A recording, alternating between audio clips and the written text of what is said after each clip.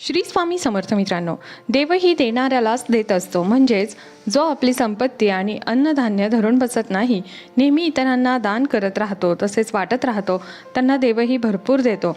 कधीच त्यांना काहीच कमी पडत नाही. आणि आपल्याजवळ असलेली संपत्ती आणि अन्नधान्य जो सदैव धरून राहतो, आवळून बसतो, त्याला आयुष्यामध्ये कधीच पुरत नाही. सदैव त्याच्या आयुष्यामध्ये आहे आहे आणि नाही नाही हेच चालू राहतं. म्हणून देवाचा विशेष आशीर्वाद असलेल्या या 3 लोकांना कधीच नाही म्हणू नका. तुमच्या घरामध्ये पाण्यासारखा पैसा येत राहील, तुमच्या सर्व इच्छा पूर्ण होतील, तुमच्या आयुष्यामध्ये येणाऱ्या समस्या पूर्णपणे संपतील आणि दुःखाचे दिवस सुखाच्या दिवसांमध्ये बदलतील. या 3 लोकांना चुकूनही नाही म्हणू नका. जर तुम्ही यांची मदत केली नाही तर तुम्ही पापाचे भागीदार बनू शकता. आयुष्यभरासाठी तुम्हाला शाप भोगावे लागतील. म्हणून 3 लोकांना दारातून कधीच रिकाम्या हाताने पाठवू नका. काहीच नाही तर त्यांना किमान अन्न, भाजी, भाकरी द्या किंवा एखादी वस्तू द्या. आज या 3 व्यक्तींच्या आशीर्वादाने तुमचं नशीब बदललेलं दिसेल आणि घराला सुख समृद्धी लाभेल. तर कोणत्या आहेत या 3 व्यक्ती, चला पाहूया. पण त्याआधी तुम्ही जर चॅनलवर नवीन असाल तर चॅनलला सबस्क्राईब करा आणि या व्हिडिओला एक लाईक करा. जास्तीत जास्त लोकांना शेअर करा. तसेच कमेंट बॉक्समध्ये जय श्री स्वामी समर्थ आणि जय श्री माता लक्ष्मी अवश्य लिहा. माता लक्ष्मी तुमच्या घरामध्ये धनाची कमतरता कधीही भासू देणार नाही. तसेच तुमच्या घरी अन्न धान्य भरपूर प्रमाणात राहील. सर्व धर्मामध्ये दानाला अत्यंत महत्त्व आहे. ही केवळ एक प्रथा किंवा परंपरा नाही, तर धार्मिक ग्रंथानुसार असे मानले जाते की जेव्हा एखादी व्यक्ती दान करते तेव्हा त्या दानाच्या प्रभावामुळे त्याच्या इंद्रियां आसक्तीपासून मुक्ती मिळते. शास्त्रानुसार जीवनात सुख समृद्धी आणि सर्व इच्छा पूर्ण होण्यासाठी दान करणं अत्यंत गरजेचं आहे. दान करणे मोठे पुण्य मानले जाते. असे मानले जाते की दान केल्याने व्यक्तीचे अनेक पाप नष्ट होतात. मृत्यूनंतर स्वर्गाची प्राप्ती होते. धार्मिक स्थळावर दान करण्याचे महत्त्व फार पूर्वीपासून माहीत आहे. पण घराच्या दारात आलेल्या संन्यासी रिकाम्या हाताने परतणे हानिकारक ठरू शकते. शास्त्रानुसार या लोकांना रिकाम्या हाताने परत पाठवले तर नशीब दुर्दैवामध्ये बदलते. घरात येणाऱ्या आनंदात काही दोष निर्माण होऊ शकतात.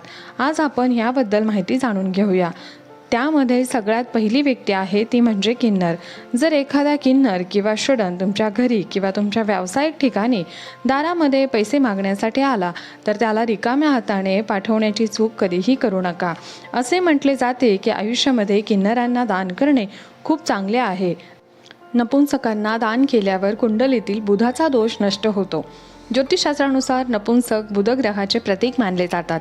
एवढेच नाही तर आपण त्यांच्याशी ज्या पद्धतीने वागतो त्याचाही आपल्या जीवनावर खोलवर परिणाम होतो.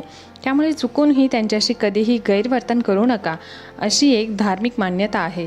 त्यांचे वाईट आशीर्वाद घेऊ नका, उलट त्यांचे शुभ आशीर्वाद घ्या.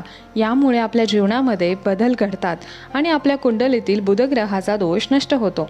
धार्मिक शास्त्रानुसार नपुंसक हे बुधग्रहाचे प्रतीक असल्यामुळे त्यांच्याशी चांगले वर्तन केल्यावर आपल्या जीवनामध्ये चांगले चांगले बदल घडतात. त्यामुळे चुकूनही कधी नपुंसकाचा अपमान करू नका. जर तुम्हाला त्यांना देणगी द्यायची नसेल त्यांच्याशी निदान गैरवर्तन तरी करू नका.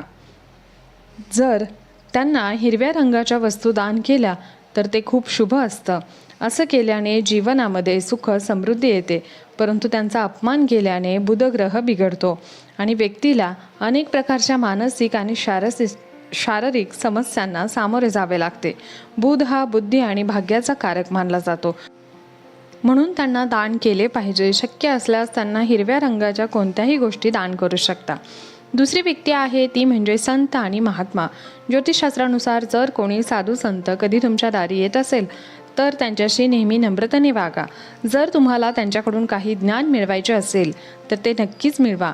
त्यांना आधाराची गरज म्हणजे जे काही शक्य असेल ते दान करा आणि त्यांच्या चरणांना स्पर्श करा, आशीर्वाद घ्या. असे मानले जाते की जो कोणी साधू किंवा संत एखाद्याच्या दारातून रिकाम्या हाताने निघाले तर त्यांना जीवनात दुःख आणि संकटाशिवाय काहीही येत नाही. त्यामुळे संत महात्मा कधीही रिकाम्या हाताने त्यांना परत पाठवू नका. तिसरी व्यक्ती म्हणजे अपंग व्यक्ती. एखादा अपंग किंवा असा व्यक्ती जो तुमच्या दारामध्ये मदतीसाठी आला आहे तर त्याला मदत करा. ज्योतिषशास्त्रानुसार अशा लोकांना शनी आणि राहूचे प्रतीक मानले जाते. त्यांना दान केल्याने क्रूर ग्रहांचा प्रकोप टाळता येतो. कुंडलीतील शनी दोष असेल तर तोही दूर होतो. जीवनामध्ये दुःख आणि संकटे येत नाहीत. कधी कधी असे होते की आपण जीवनामध्ये आपल्या आयुष्यामध्ये रोजच्या व्यवहारात सगळं काही बरोबर करत असतो. आपल्याला माहीत असतं आपल्याकडून काही चुकत नाही, पण असं करत असूनही जीवनात आपल्याला दुःख आणि त्रास भोगावा लागतो. त्यामुळे तुम्ही तुमच्या दारातून कोणत्याही गरजू व्यक्तीला रिकाम्या हाताने परत पाठवू नका. तुम्ही जर असं त्यांना रिकाम्या हाताने परत पाठवत असाल तर या गोष्टींकडे लक्ष द्या. असं कधीही करू नका, कारण अपंग व्यक्तींना राहू आणि शनी देवाचे प्रतीक मानले जाते. यामुळे आपल्याला राहू आणि शनी देवांची कृपा प्राप्त होते. शनी देवांच्या साडेसातीपासून आपल्याला मुक्ती मिळते. साडेसातीमध्ये होणारा त्रास ही कमी होतो.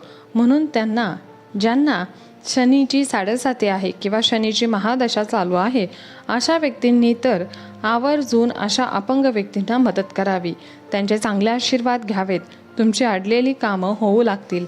तुमच्या कामांमध्ये अडथळे दूर होतील, कारण शनी ही न्यायाची देवता आहे. जर तुम्ही त्यांना काही दिलं तर ते तुम्हाला डबल करून परत देतात. कारण जेव्हा शनी आपल्याला पैसे, धन, पद, प्रतिष्ठा देऊ लागतात तेव्हा आपल्याला कशाचीही कमी पडत नाही. शनिदेव जर आपल्यावर प्रसन्न असतील तर जीवनामध्ये आपल्याला कोणत्याही समस्यांना सामोरे जावे लागत नाही. चौथी व्यक्ती आहे तो म्हणजे भिकारी. घराच्या दारात भिकारी आला तर त्याला रिकाम्या हाताने परत जाऊ देऊ नये. पैसे नसल्यास अन्न, पाणी त्यांना देण्याचा प्रयत्न करावा. दान केलं जाऊ शकतं ते अवश्य दान करावं.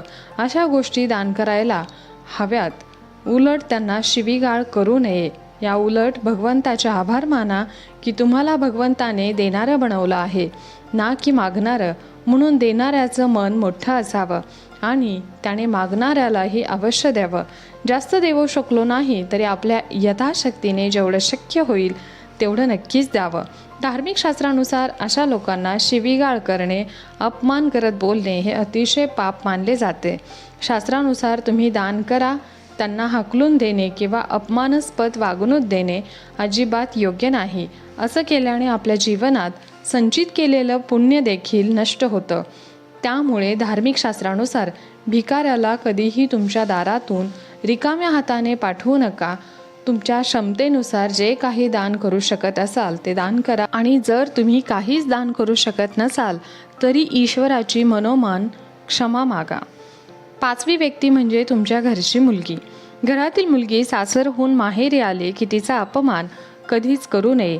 जेवढे तिचे लाड करता येतील तेवढे करा. तिला कधीही निराश करू नका. तिचे मन दुःखी होईल असे करू नका. तुमच्या घरची लक्ष्मी तुमच्यावर रागवेल आणि निघून जाईल. म्हणून कधीही घरातील मुलीचा अपमान करू नये. यामुळे घरात सुख समृद्धी कायमची निघून जाते. त्यामुळे तिला नेहमी आनंदी ठेवा. ती सासरी जाताना तिला रिकाम्या हाताने परत पाठवू नका. मुलीला दिल्याने कधीही तुमच्या आयुष्यामध्ये कशाचीच कमी पडत नाही. उलट तुमच्या घरामध्ये धनधान्याची बरकत वाढत जाते, कारण तुमची मुलगी तुमची भाग्यलक्ष्मी असते. आणि म्हणून तुमच्या जीवनामध्ये जर तुम्हाला त्वरित बदल घडवायचे असतील तर तुमच्या मुलीचे तुम्ही लाड करायला पाहिजेत. तसेच सर्व लाड पुरवावेत. म्हणून ती सासरी जाताना तिला शक्य तेवढं देण्याचा प्रयत्न करा. तिला नाराज करू नका. तिचे लाड पुरवा. तिचे चांगले आशीर्वाद घ्या. तुमच्या घरामध्ये धनधान्याची कधीही कमतरता भासणार नाही. हा माहितीपूर्ण व्हिडिओ तुम्हाला आवडत असेल तर आम्हाला प्रोत्साहन देऊन आमच्या चॅनलला सबस्क्राईब करा. तसेच या व्हिडिओला एक लाईक करा. तसेच जास्तीत जास्त लोकांना शेअर करा. कमेंट बॉक्समध्ये श्री स्वामी समर्थ अवश्य लिहा. धन्यवाद. श्री स्वामी समर्थ. जय जय स्वामी समर्थ. संपूर्ण व्हिडिओ पाहिल्याबद्दल मनापासून आभारी आहे. धन्यवाद.